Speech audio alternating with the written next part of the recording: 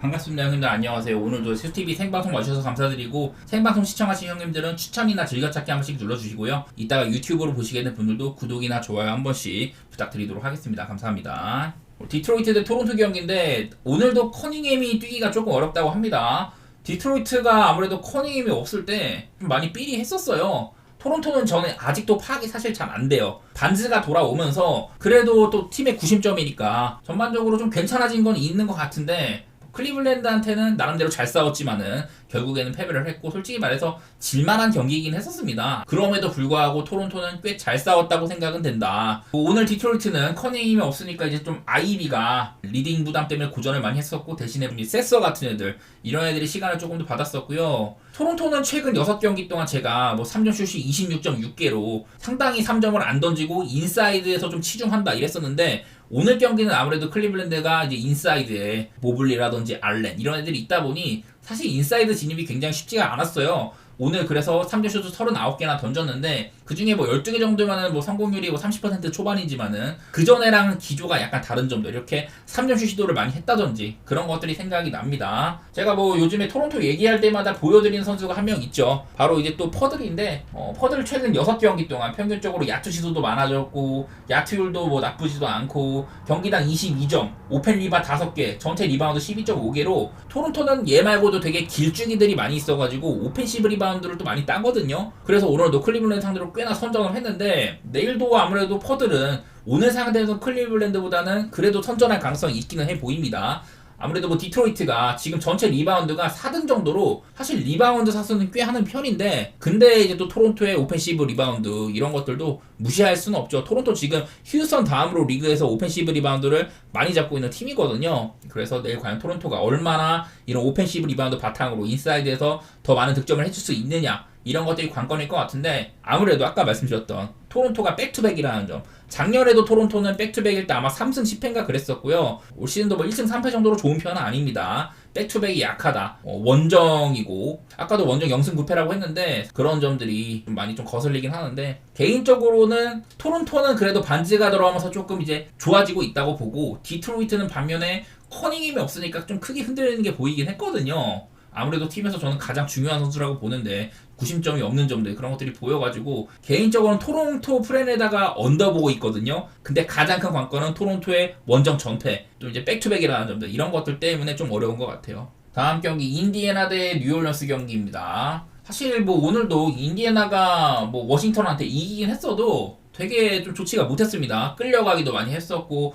후반전 들어서 겨우겨우 이겼는데, 요즘 인디애나 보면은 참 알 수가 없어. 인사이드 시도 많이 하는 것 같은데 그렇다고 전처럼 성공률이 좋지도 못하고, 따지고 보면 지금 인디애나가 작년처럼 이렇게 윙자원들이 좀 빈 편이에요. 결장자 보면은 니스미스, 네마드, 셰퍼드 전부 다 인디애나는 꽤나 기동력 좋고 외곽도 던질 줄 알고 수비적으로도 나쁘지 않고 이런 선수들인데, 3명이나 핵심 로테이션 중에 빠졌다는 점들, 이런 것들이 거슬립니다. 인디애나는 지금 아무래도 센터도 많이 비어 있는데 윙자원까지 좀 빠진 시점이어가지고 경기력이 떨어질 수밖에 없는 시점인 것 같아요. 요즘에 그래도 할리버튼이 조금 회복하고 있지만은 전반적으로 저는 인디애나 경기력은 그렇게 마음에 들진 않습니다. 하필이면 근데 또 상대가 뉴올리언스죠. 뉴올리언스는 내일 맥컬럼이 돌아올 수도 있고, 트머삼이나 잉그램도 한두 경기 쉬었다가 이제 복귀를 하고 이러고 있는데, 글쎄 맥컬럼이 돌아온다고 해가지고 확연하게 뉴올리언스가 좋아지겠냐? 그건 아닌 것 같기는 해요. 뉴올리언스가 지난번에 이제 홈에서 그때도 부상자가 되게 많았었는데 인디애나를 한번 격파를 했었거든요. 근데 그때 이제 뉴올에서는 잉그램이나 자이언, 그날 자이언이 30점 넘게 넣었었거든요. 근데 그런 자이언도 지금 못 나오고 있는 상태고, 결장이 너무 많다 보니까 인디애나가 아무리 흔들린다고 하더라도 뉴올리언스의 이런 절대적인 결장자 때문에 전력이 좀 다운돼 있는 건 확연하잖아요. 그러다 보니 지금 뉴올리언스가 최근 6경기, 물론 이 기간 동안 뉴올이 골스, 클리블랜드, 댈러스, 레이커스, 덴버, 오클라호마 전부 다 개빡센 상대들만 만나긴 했는데, 어쨌든 그 기간 동안 이렇게 공격이 바닥이었습니다. 그래도 저는 지금 상태의 인디애나면은 뉴올리언스의 공격이 그래도 이거보다는 나아질 거라고 생각을 해요. 여태까지 너무 6경기 동안 빡센 애들만 만나서 그랬었고, 그런 애들 상대로도 꽤나 이렇게 수비적으로는 비비는 모습들을 보여줬었다. 여태까지 상대했던 애들에 비해서는 좀 편하다. 네, 이런 생각이 있는 것 같고, 인디애나는 그나마 이제 원정에 있다가 홈으로 오면은 득점이 많이 늘어난다. 제가 10.4점 정도 요즘에는 그 정도 플러스가 되긴 하거든요. 근데 그렇다고 해서 오늘 인디애나는 또 워싱턴처럼 서로 간에 빠르게 템포를 주고받을 수 있는 팀이랑도 218점밖에 안 났단 말이에요. 그런 점들이 좀 거슬리기는 한다. 그래서 이 경기도 뉴올리언스의 이런 상태들이 굉장히 좋지 못하지만은 인디애나 역시 지금 팀적으로는 되게 별로라고 생각이 돼요. 인디애나는 또 이러다가도 가끔씩 인디애나가 종종 이제 3점이 터져가지고 뉴욕 잡고 뭐 마이애미 잡고 이런 날들이 종종 있었는데 그렇지 못한 날에는 인디애나 저는 올 시즌의 경기력이 좋지 못하다고 생각하거든요. 지금 절대적인 결장도도 사실 인디애나도 많은 편이기도 하고 이거는 지금 뉴올리언스의 공격 생산성이 좋지는 못하지만은 인디애나 역시 수비가 참 좋지 못하다 이런 것들이 많이 발견이 되는 경기인 것 같아요. 개인적으로는 저는 뉴올리언스의 프렌이나 뭐 오바 이런 쪽으로 보고 있는데 근데 오바는 잘 모르겠어. 오바는 그냥 인디애나 색깔 조금 생각하고 지난번에 마프 섰을 때도 뉴올리언스가 꽤나 터졌다. 따지고 보면 이제 애들 몇몇 돌아오면은 뉴올리언스 꽤나 괜찮았던 이런 선수들이 벤치에서 나올 수 있는 셈이거든요. 로빈슨 어리라든지 얼마 전에 잘했던 그 리브스라든지 뉴올리언스 프렌에다가 오바 생각 중입니다. 이거는요. 좀 애매한 것 같아요. 오바가 좀 맞는 픽인지 잘 모르겠어. 그냥 저는 오바 쪽으로 봤는데 기준점도 꽤 높은 편이고 생각 좀 많이 해봐야 될 것 같습니다. 다음 경기 샬롯 대 올랜도. 지금 샬롯은 아무래도 부상 악재가 되게 심합니다. 원래 마크 윌리엄스나 리차드 이런 주전급 센터들이 다 빠져가지고 특히 이제 좀 인사이드의 공백이 많이 심했었는데 근데 그랜트 윌리엄스까지 이제 십자인대가 파열이 돼가지고 얘까지 나가리가 됐어요. 내일은 그리고 또 이제 브리지스도 나오기가 어렵다. 이래서 인사이드가 다 이게 2군급이거든요. 이 중에 뭐 디아바테는 나올 때마다 잘해줬다 이런 것들이 있긴 했지만은 아무래도 옆에 있는 수비수가 중요할 것 같은데 왜냐면 디아바테가 이제 좀 블락 능력이나 오펜시브 리바운드 잘 딴다 뭐 이런 보드 장악력은 있지만은 그렇다고 해서 수비가 좋은 선수로 평가받기는 어려워요. 범용성이 떨어지는 수비 능력 그런 것들 때문에. 그런데 여기 옆에 있는 티모시 살로몬이라는 친구는 아마 제가 알기로는 올 시즌에 이렇게 좀 드래프트 한 걸로 알고 있는데 저도 많이 못 봐서 잘 모르겠습니다. 이 친구는요. 그래서 샬럿은 지금 현재로서는 이런 수비적으로는 조금 결함이 있을 수가 있다. 아무래도 인사이드가 너무 텅텅 비어서 그런 것 같고 또 공격 생산성 면에서도 브리지스도 없는데 트레맨까지 없다. 요즘에 그래도 브랜드 밀러가 대활약 중이긴 한데 올 시즌에 이제 샬럿이 올랜도랑 붙었을 때 그때 이제 올랜도 홈이었는데 샬럿이 89점을 넣었거든요. 그날 이제 브랜드 밀러가 야투 18개 중에 3개 넣었거든요. 그래서 저는 뭐 벤치의 이제 핵심이라고 할 수 있는 트레맨도 못 나오고 샬럿의 이런 로테이션 형편이 되게 안 좋다고 생각이 돼요. 그리고 요즘에 샬럿은 또 이상하게 한창 좀 이제 팀 색깔과는 다르게 점수를 많이 좀 생산을 못하는 모습들이 있었는데 요즘 들어서는 샬럿 게임이 오바 경기가 꽤 많습니다. 뭐 미러키라든지 디트로이트, 브루클린, 클리블랜드, 미러키 이렇게 해가지고 최근 5경기 동안 샬럿이 평균적으로 점수가 막 230점 가까이 나오고 있거든요. 근데 또 올랜도는 분명히 수비팀이긴 한데 얘네들도 뭐 레이커스처럼 뛰는 팀이랑 한다든지 그러면은 오바가 나는 경우도 종종 있긴 했었어요. 내일 212.5라는 기준점은 다소간에 많이 낮기도 하고 이래서 고민이 있습니다. 샬럿은 지금 나름대로 외곽 좀 들어가고 공격은 조금 되는 편이지만은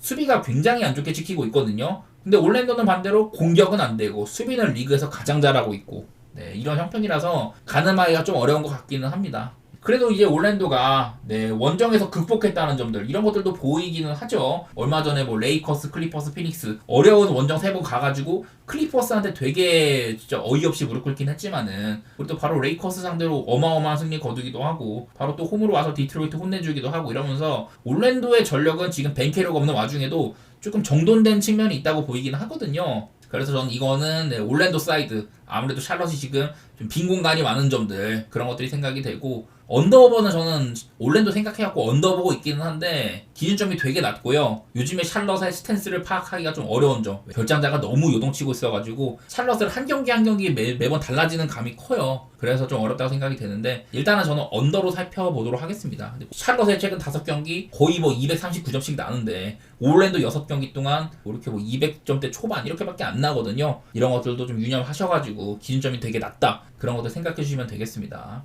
다음 경기 애틀랜타 대 댈러스 경기. 자, 뭐 애틀랜타는 사실 요즘에 좀 갈피 잡기가 어렵죠. 카고랑 해가지고 엄청 핵전쟁도 했지만은 또 얘네답지 않게 골스랑 붙었는데 100점도 못 넘기기도 하고 확연하게 애틀랜타는 요즘에 그 전처럼 엄청 뛰는 팀다운 오바팀의 냄새가 그렇게 많이는 안 풍기거든요. 뭐 기록만 봐도 알 수 있습니다. 요즘에 애틀랜타 평균적으로 5경기 동안 232점 정도밖에 안 났다.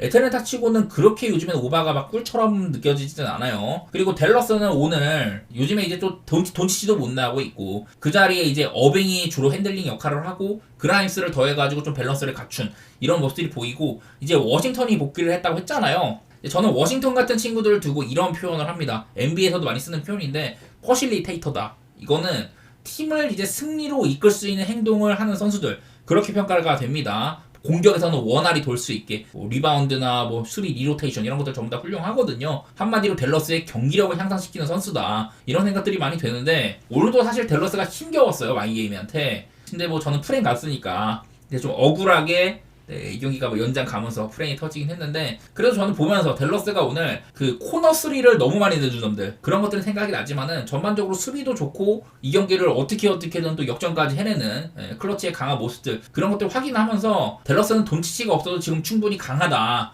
그런 생각들은 많이 들었던 것 같아요. 근데 이제 또 오늘 또 연장 승부도 하고 내일 또 백투백이라는 점들, 이런 것들이 좀 관건입니다. 아무래도 이 애틀랜타는 오늘 상대했던 마이애미보다도 이런 피지컬적인 측면에서는 더 빡센 팀이긴 하거든요.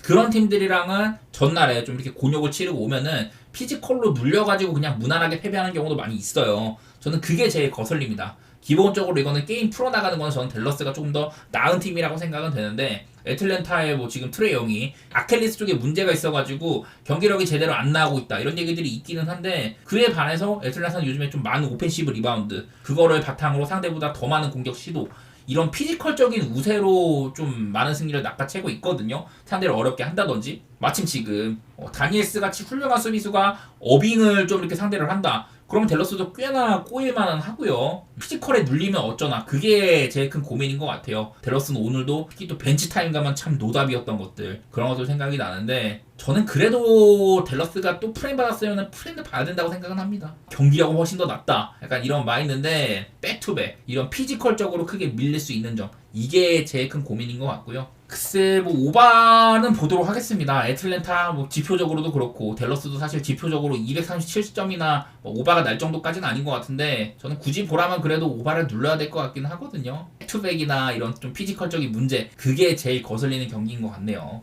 다음 보스턴 대 클리퍼스 경기입니다. 둘 다 백투백을 치르고 온 팀이고, 클리퍼스는 필라델피아한테 다소간에 좀 여유로웠던 반면 보스턴은 오늘 미네소타랑 진짜 끝까지 알 수 없는 경기를 했었었죠. 되게 어려운 경기를 했는데, 저는 이제 보스턴 얘기를 할 때마다 여기 어제 6승 1패였는데도 요즘에 승리들이 참 어려웠었다. 근데 직전 경기도 어려웠으니까 미네소타한테 7승 1패여서 굉장히 어려웠었거든요. 작년에 그리고 보스턴이 TD 가든에서 홈에서 20연승을 달리다가 그 이후에 2연패를 했는데, 처음에 덴버한테 홈에서 지고 그 다음 경기 때 클리퍼스한테 졌었어요. 요즘에 클리퍼스는 사실 뭐 카와이도 없고 뭐 노먼 파일도 없고 이런 시점인데 팀적으로 굉장히 잘 굴러가고 있어요. 어찌 보면은 하든의 능력처럼 보이기도 하는데, 부족한 와중에서도 나와준 애들이 정말 잘해주고 있거든요. 오늘도 뭐 캐포즈 같은 애들 잘해주기도 하고, 아미리 코피 뭐 바툼까지 해가지고 이 널널한 윙자운드, 거기다 주바치의 활약도 요즘에 눈에 많이 들어옵니다. 이거 하나 보여드리도록 할게요. 그 이제 보스턴과 클리퍼스는 최근에 5연승을 달리고 있는데, 지금 이제 보스턴은 오펜스 쪽으로는 전체 3등인데 클리퍼스는 평범하다. 근데 수비적으로는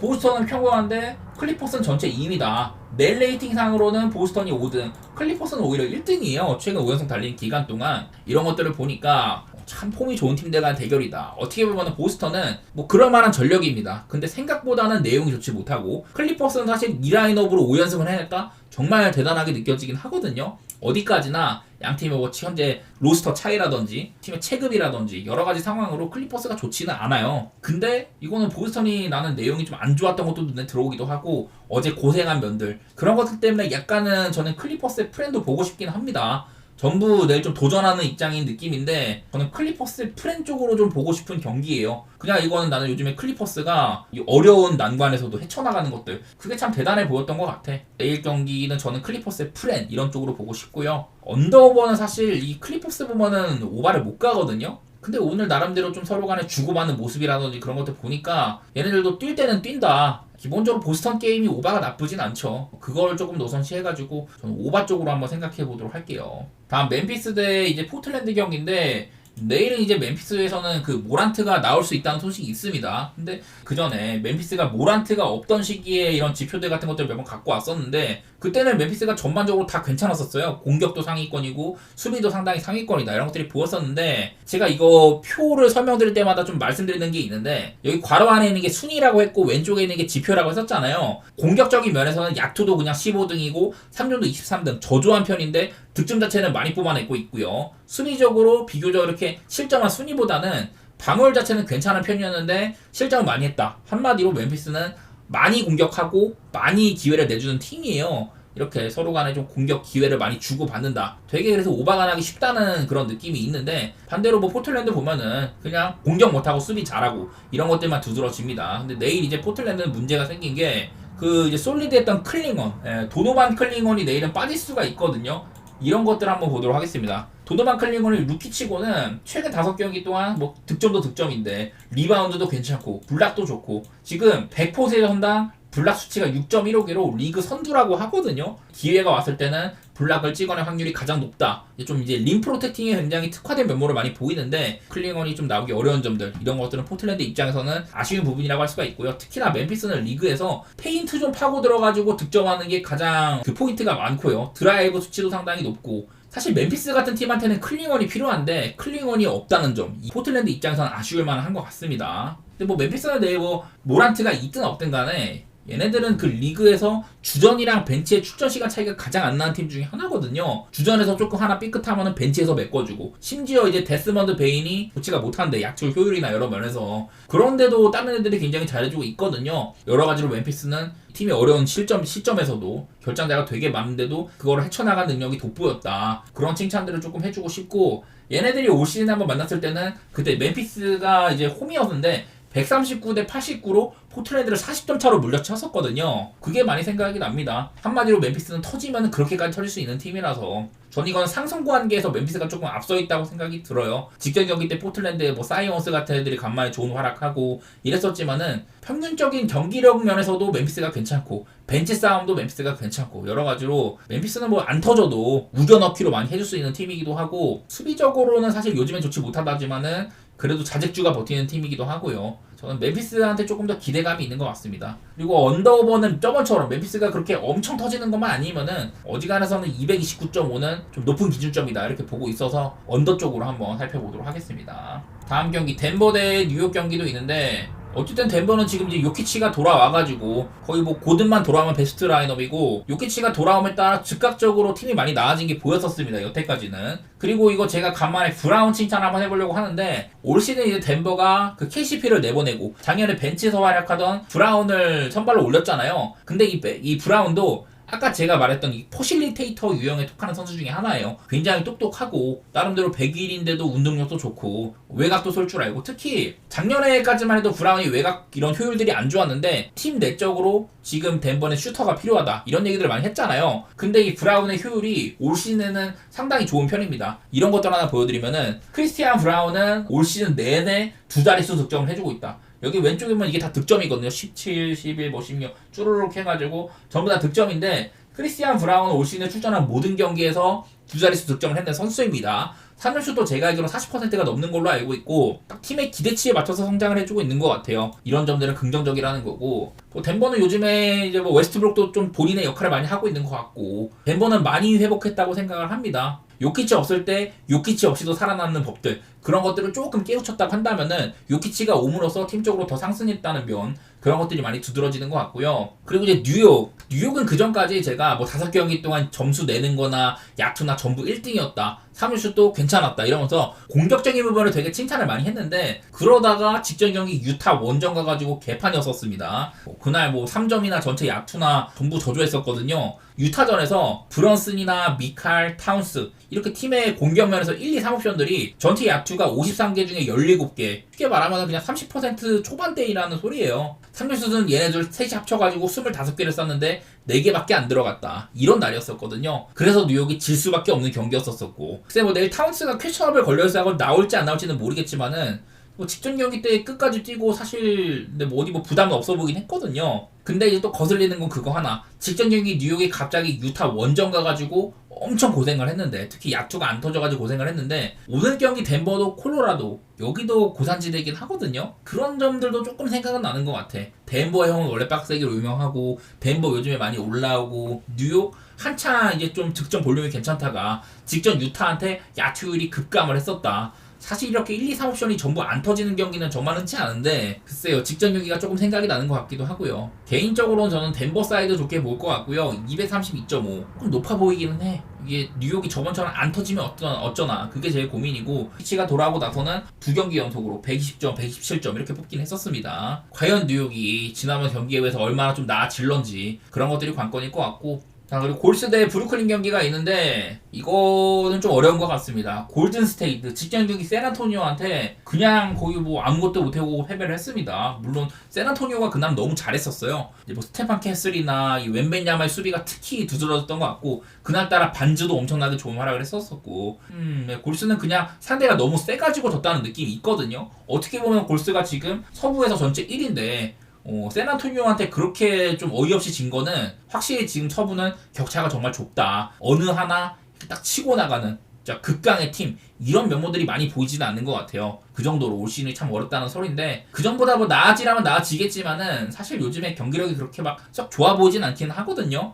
그런 건 생각이 나고 내일 브루클린이 문제가 좀 많이 있는 게 일단은 지금 팀의 이런 좀 리딩 자원이 부족한 시점입니다. 먼저 일단 시몬스가 결장을 하게 되고 그리고 슈로더도 없거든요. 이러다 보니까 가드 자원에서 팀의 리딩을 맡은 선수가 별로 없다. 원래 같으면은 그냥 캠 토마스가 가장 볼을 많이 만지긴 할 텐데 이 친구가 뭐 리딩 능력이 좋은 선수는 아니에요. 핸들링이 좋다거나 그런 건 아니고 순전히 그냥 샷 셀렉션이나 뭐 그런 것들이 좋은 편인데 막 본인의 이런 능력을 활용해가지고 팀원들을 이끌어주고 그럴 만한 능력은 아직까지는 저는 없다고 생각이 되거든요. 그래서 뭐 쉐이크 밀튼 같은 뭐 포인트 가드 볼 수 있는 친구가 조금 더 출전 시간을 갖지 않겠냐 이런 생각인데 그냥 뭐 슛이 아쉬워도 시몬스가 없다는 것도 이 상황은 좀 많이 아쉽고 슈로더가 없는 거 슈로더가 물론 요즘에는 이 야투 효율이 정말 안 좋긴 한데 그래도 리딩적인 측면에서는 팀에 분명 도움이 되긴 하거든요. 둘 다 없다는 거 시몬스나 슈로더가 없다는 게 브루클린 입장에서 상당히 좀 아쉬움이 느껴지는 것 같고 요즘에 캠 존슨이 정말 야투 효율도 좋고 괜찮은 활약을 해주고 있는데 글쎄요 이런 시점에서 브루클린이 다소간에 좀 빡센 상대인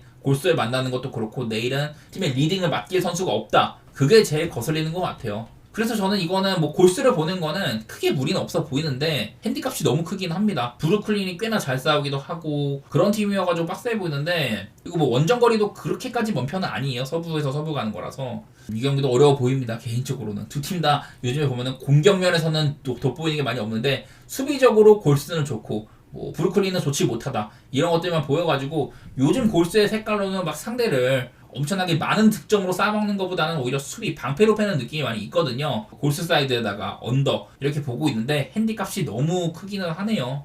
자 그리고 마지막으로 세크라멘토 대 오클라호마. 자 요즘에 세크라멘토 경기력이 정말 안 좋습니다. 그전에는 사실 뭐 괜찮았었는데 드로잔이 오면서 그래비티 많이 이끌어주고 그 덕으로 팍스나 사보니스의 공간이 많이 나가지고 세크라멘토의 오펜스가 좀 다채로운 그런 측면들이 있었는데 근데 세크라멘토는 더 이상 꿀을 빨 수가 없는 시점인 것 같아요. 무엇보다도 이 세크라멘토가 요즘에 몽크가 없잖아요. 2경기 연속으로 벤치 득점이 9점입니다. 9점. 샐러리도 많이 부담을 해야 되니까 괜찮은 벤치 자원들이 얼마 없어요. 트레이 라이스라든지 뭐 맥더못 이런 애들이 있긴 하지만은 득점을 이끌어줄 수 있냐 좀 별로예요. 그다음 키온 에리스인데 키온 에리스도 한 번 터진 거 말고는 여태까지는 벤치에서 잘해준 적이 별로 없었습니다. 지금 세크의 문제는 뭐 드로잔이 어그로 끌어주고 이런 거는 좋아요. 세크가 지금 팀적으로 이런 것들이 있긴 합니다. 더마 드로잔이 순위에 있고요. 리그에서 이 미드레인지를 가장 많이 던진 선수 중에 하나인데 성공률도 좋아. 그리고 팍스도 여기 있어요. 많이 던지는데 성공 좋다. 한마디로 드로잔이나 팍스가 그냥 좀 상대가 페인트 존에 많이 몰려도 이런 미드레인지로 확률 높은 공격을 이끌어갈 수는 있다는 건데 그에 반해서 어그로를 끌어주면 외곽에서도 공간이 나야 되는데 올 시즌에 허더나 머레이나 전부 다 3점이 급락을 했습니다. 그래서 세크라멘토는 기본적으로 코트가 좁다는 게 문제가 되는 것 같고요. 내용적으로 그래가지고 오펜스가 비효율적입니다. 여기는요. 반대로 이제 오클라호마는 뭐 지금 뭐 여러 선수들이 결장하긴 합니다만은 그래도 요즘에 경기력이 괜찮기는 해요. 다만 이제 작년이랑 비교를 해가지고 여전히 뭐 스가나 뭐 이런 애들이 있다 보니까 리그에서 드라이브 수치가 1위예요. 1위. 한마디로 상대 림으로 돌진하는 플레이 거기서 파생되는 뭐 자유투 얻는 거 이런 것들이 작년에 많이 좀 도움이 됐는데 올 시즌에 오클라호마는 자유투를 가장 못 얻는 팀 중에 하나거든요. 드라이브를 가장 많이 하는데 자유투를 꼴찌로 얻어낸다. 이거는 오클라호마가 콜을 그만큼 못 받는다는 소리거든요. 이런 것들도 뭐 자세히는 모르겠으나 이런 것들도 소식이 있긴 하더라고. 오클라호마는 역대로 봤을 때 드라이브 수치 대비 자유투를 얻어내는 측면에서 거의 뭐 이렇게 좀 역대 7위 정도로 안 좋게 치키고 있다더라. 한마디로 오클라호마 좀 오펜스가 약간 비효율적이다? 그런 느낌이긴 하거든요. 아무래도 오클라호마가 요즘에 작년이랑 비교를 했을 때 지금 3점 슛도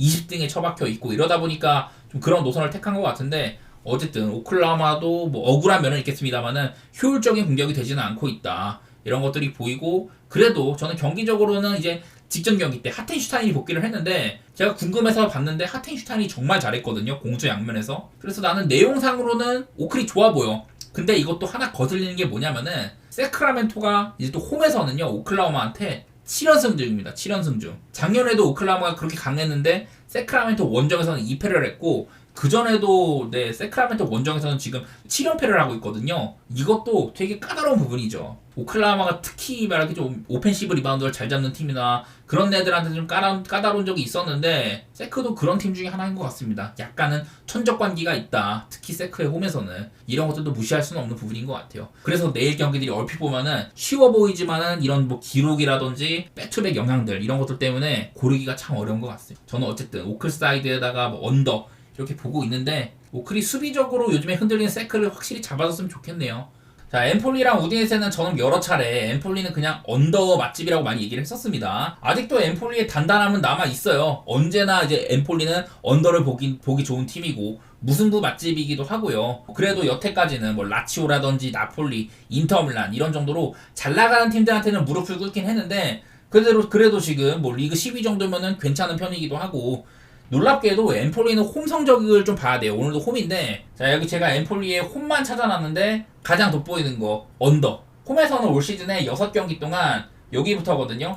여기부터 해가지고 홈에서는 0대0, 0대0, 0대0, 0대1, 0대3, 1대0 1득점 4실점 6경기 동안 1득점 4실점입니다. 직전 경기 코모한테 골 뽑은 게 이게 유일한 첫 득점이었었거든요. 그냥 엠폴리 홈 경기는 언더나 무승부가 꿀이라고 생각하면 된다. 뭐 여러 차례 엠폴리는 앞서는 조금 별론데 후방에는 뭐 알바니아게라든지 뭐 이탈리아 선수들도 괜찮은 애들 많고, 전반적으로 구성 자체가 좀 뒤쪽에 약간 무게추가 있는 팀입니다. 그런 점들이 또 홈에서는 6경기 동안 점수가 5점밖에 안 났으면 어마어마하게 점수가 안 난 편이죠. 그래서 오늘도 뭐 언더는 배당이 별론데, 그렇다면 노릴 거는 또 무승부 같은 거밖에 없기는 해요. 물론 이제 우디네세가 작년에는 5대 리그 통틀어 가장 많은 무승부를 냈던 팀인데, 우디네세가 뭐 작년만큼 무승부가 많지도 않고 전력도 오히려 좋아진 면이 있다지만은, 우디네세 요즘에 좀 어려운 상대들 만나가지고 유벤투스, 아탈란타 만나가지고 2패, 베네치아한테는 이거는 퇴장 때문에 앞서 나가다가 역전당한 경기였었잖아요. 어쨌든 간에 3연패이기도 하고, 물론 이제 경기력 끌어가는 거는 우디네세가 낫다고 보지만은, 글쎄 우디네세 현재 퀄리티로 엠폴리의 홈을 뚫을 수 있을까, 이런 것들도 미지수라고 생각이 되거든요. 그냥 저는 홈 엠폴리의 기록을 믿고 저득점 무승부 같은 거 보는 쪽이 제일 타당하다고 생각이 됩니다. 저는 언더나 무승부 이런 쪽으로 살피도록 하겠습니다. 베네치아 대 레체 경기 한번 말씀드릴 텐데, 사실 뭐 강등권 매치예요. 지금 보면은 이렇게 18등이랑 20등끼리 붙는 경기다. 강등권 매치이니만큼 사실 좀 별로 안 보고 싶은 경기인데, 특히 이제 레체가 이제 감독을 경질을 했습니다. 고티 감독을 경질하고 레체는 이제 잔파울로라는 감독을 선임을 했거든요. 옛날에 이제 삼프도리아의 전성기를 이끌었었고 2010년대 중반에, 그리고 밀란도 감독을 해봤었고, 나름대로 이탈리아 무대에 잔뼈가 굵은 감독이에요. 대신에 이제 밀란에서 좀 거하게 망하고 상위 클럽을 맡은 게 좀 오래되긴 했지만은, 어쨌든 레체가 지금 상황이다 보니까 감독을 경질을 했고요. 그리고 제가 레체 얘기를 할 때마다 칭찬했던 선수는 바로 크리스토비치였는데, 국대 주간에 해트트릭을 했습니다. 몬테네그로의 첫 승을 이끌고 터키를 침몰을 시켰어요, 홈에서. 어쨌든 크리스토비치 제가 늘 칭찬하던 보람이 있었었고, 이외에도 뭐 도르그라든지 반다, 라마단 이렇게 레체의 스쿼드는 그래도 세리아에서 경쟁할 정도는 된다고 보거든요. 근데 나는 베네치아는 개인적으로는 그렇지 못한 스쿼드다, 이렇게 생각을 해가지고 전 이건 흰발로 볼게요. 흰발로. 원정이라고 해도 이거는 오히려 레체 선전을 조금 더 저는 점치고 있는 편입니다. 감독을 갓 교체해가지고 어떻게 좀 괜찮을지는 모르겠지만은 저는 레체의 선전을 조금 더 기대해보도록 하겠습니다. 요즘에 뭐 인터밀란 상대로도 괜찮게 싸우고 이랬지만은, 여기에 있는 이제 우디네세한테 이긴 것도 아까 말했다시피 우디네세가 퇴장당해가지고 베네치아가 역전한 경기였었고, 그전에도 보면은 그냥 계속 전적이 이래요. 베네치아는 저는 지금 꼴찌에 있는 게 타당한 전력이다, 이렇게 보고 있어가지고 저는 레체 프렌이라든지 최대 뭐 일반승까지 한번 그렇게 도전해보도록 할게요.